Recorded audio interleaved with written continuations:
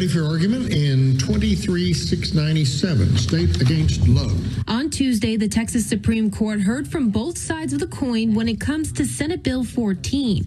SB 14 is a bill passed into law last year that makes it illegal for children to undergo any gender reassignment treatment. And after both sides held their own press conferences to discuss the hearing. The court just wrapped up just a few minutes ago hearing questions of one of the most critical hot button issues dealt with by culture today. Jonathan Covey of the nonprofit Texas Values is for the continued implementation of SB 14. He says this law was passed to protect children from what he claims are harmful treatments and procedures that could have negative lifelong effects. These harmful interventions are based on junk science and are not constitutional. SB 14 always has been about preventing the castration, preventing the sterilization and the harm to small, vulnerable children. After SB 14 was originally signed into law, a group of families and health professionals were able to get a judge to implement a temporary injunction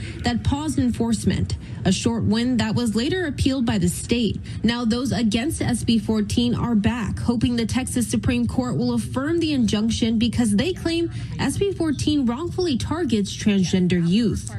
Texas politicians' attack on transgender youth and their families is unnecessarily cruel.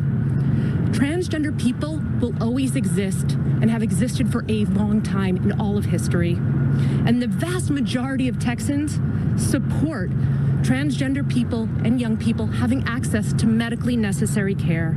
Those who want this law argue this isn't life-saving care, it's just dangerous. These interventions are harmful for children, and they lead down a path of lifelong harm and regret. Giving the option of cutting up your body and becoming sterile or committing suicide is an absurd option to be presenting to kids. Those against SB 14 say it shouldn't be up to the state to decide what a child does. It should be up to their families. They plan to continue the fight until transgender youth are given the same rights as any other Texas child.